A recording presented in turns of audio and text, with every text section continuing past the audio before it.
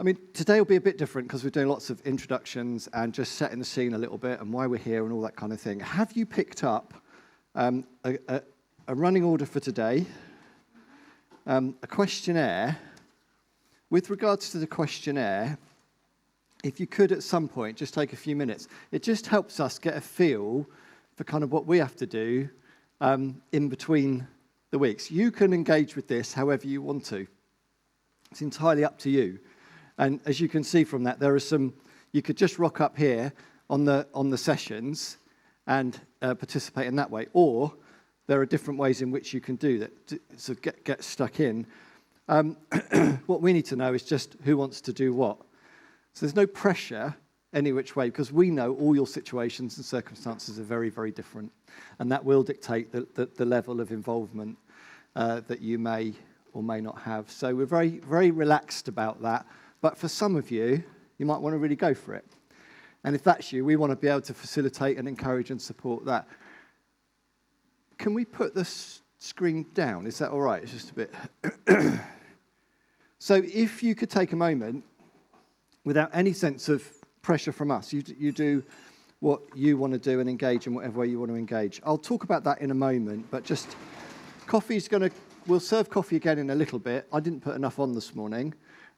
So Becky's had to top it up. So what we're going to do now, I'm just going to give you a little bit about why we're here, the idea behind this. Two things happened that made me think we need to be thinking about leadership and getting ready and preparing a whole range of different people for leadership within the life of the church. One is that I was sat in a trustees meeting and we were talking about bringing people on to the leadership of the church, and one of our trustees said, "Where are the young people? Why? Because we were just talking about people like us, So where are the young people?" That was the first thing, and that really got us thinking, and we started thinking about how we encourage not just young people, I have to say, just people from different backgrounds, different situations, people who haven't maybe had a background in church, all that. So that was the first thing. And the second thing is, Linda and her husband Tony and I went to a conference in London, which was an excellent conference. And we've got one of the speakers from that conference coming down to talk to us next year, a guy called Roger Sutton. He may be joining us online. He may be coming and being with us. But it was an excellent conference about how cities are transformed by unity movements. But we sat there, didn't we, at the start, and I just watched people come. We got there early. It was in London at Kensington Temple, big Elim church there. And I just sat there and I was watching people come in, and they all looked like me. Really, I was, they all looked like me. They had the same kind of shirt that I was wearing. They had the same facial hair. They just looked like me. And there was I'm 53, and there was probably 10 years either side. And it just really struck me as I sat in this conference that where are the younger people? Where are the people that have a different background, journey? And so we came away from that and said, okay, we need to be investing in leaders. We need to be investing in people. And so it's not about young leaders, though it's amazing that we have so many younger people here. It's about making sure that we work with you to identify your God-given gifting and calling. And if that is leadership within the life of the church or leadership within the community, we want to give you a framework and encourage you in that. So that's the sort of the journey. So we got 4 of us together. So we started saying, okay, people with a vested interest in this and a history of this. So myself, Linda, who's the assistant pastor here, Becky, I'm going to get you guys to come up and just say a little bit about yourselves. And then Frank, sadly, Frank's not here because he's not very well. He's a retired pastor of many, many years, but has been lifting and releasing people into leadership for a long time. So he's like the granddaddy. But sadly, not here today. So Becky, just come up and tell us a little bit about your recent experience. Is that all right? Okay, so most of you know, but I was with Youth with a Mission in Orlando, in Florida for 18 years. I started off in their schools, and then I started to lead some of their schools. And then I was asked to be a part of their leadership program. So they'd have individuals come in for 12 weeks, and we just do intensive leadership training to get them ready for staffing a school, going into any sphere of society, and also sending them overseas to do missions long-term in a nation that really needed it. And so a lot of what we did was honing in on their skill set, where their strengths were, and kind of developing those strengths, and then pairing them with other people on their teams so that they complemented one another.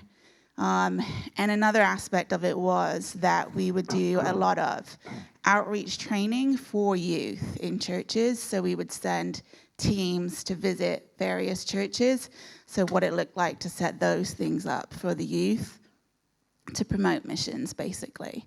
And then I was promoted again and asked to be a part of their core leadership team at the campus. And so basically, we would just look at what the year held for us moving forward and what we needed to achieve as a base. And then I was put over all the staff care. So anybody that needed to come and talk things through, anybody that needed to work through what's next for them because they feel like they need to move on to something else or go up a little bit. And so I did a lot of mentoring with that. Brilliant. Thank you, Linda.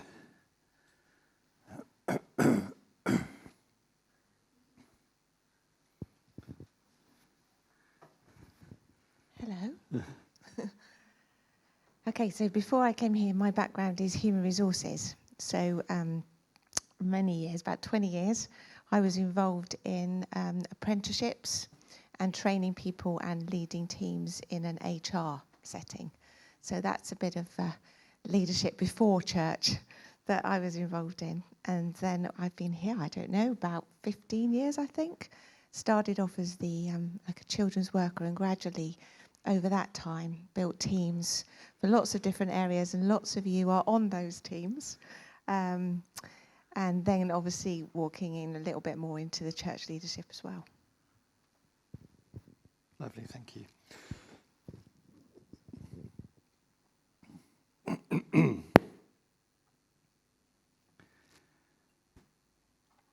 And I'm Matt, and I'm one of the pastors here. Just deciding what to call me at the moment. So, team leader. I don't like senior pastor, but I'm the team leader. So I head up the team here, and it's been a privilege to build and grow that over the years. And we're really at a very interesting moment in our life together as we plant three worshiping communities across our city, and it all fits in with the stuff that we're talking about today. This is why are we doing this? Why, as I said the other day when we launched this, why are we doing this? Because actually all the stuff we're talking about here means that we have to be thinking about this advancing kingdom. And the church needs to be at the pinnacle of that, at the forefront of that. So, so that's the journey. Hopes, I guess, that we all grasp something of what church should be. We recognize that it always hasn't been, but what church should be. And you then take that back, and if you're here, you hold us to account to this, and you participate in the outworking of that vision. And if you're from other churches, as others will be joining us, they'll take that back and talk to and implement and think about what that looks like in their context. So that's my hope for this.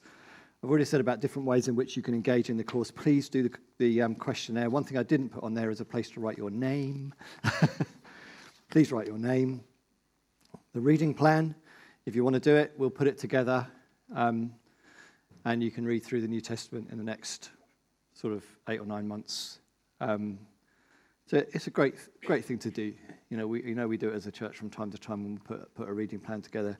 Written assignments, there will be one each month. If you want to do it, great. If you don't, that's fine too. I think I've written on the sheet that there is one for this month.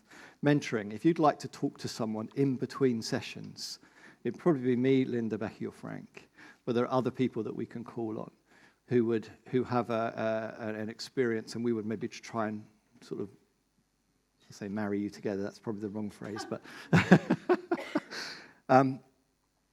but an opportunity just to unpack and think about and maybe apply to yourself some of the stuff that you're learning or your contexts. Happily do that, but we just need an idea of how many. Mission trip is an interesting one. This is not going to work for everybody. This might work for some. So we've got 2 possible places in the world that we could go. One is a link that Frank's had. He's had extensive involvement in Eastern Europe and I think also in Asia. And so there is an opportunity out there. I can't give you more details at the moment. So if you do say yes, we're not going to hold you to it because obviously it is a big thing. But we will start the conversation. I can't guarantee on this one just because it's massive. Having done a few of these over the years, this is a huge amount of work. But if we have a group of people who are up for a trip, then we'll try our best to make it happen. It'll be self-financing. I've put that's from my experience. It costs at least £1,500. The other place we can go is Kenya, and we've been out to Kenya several times over the last few years. Graham, you've been. Steve, myself. Anyone else? No one else been. We go out and work with an organisation called Tamani Kwa Watoto in Nairobi.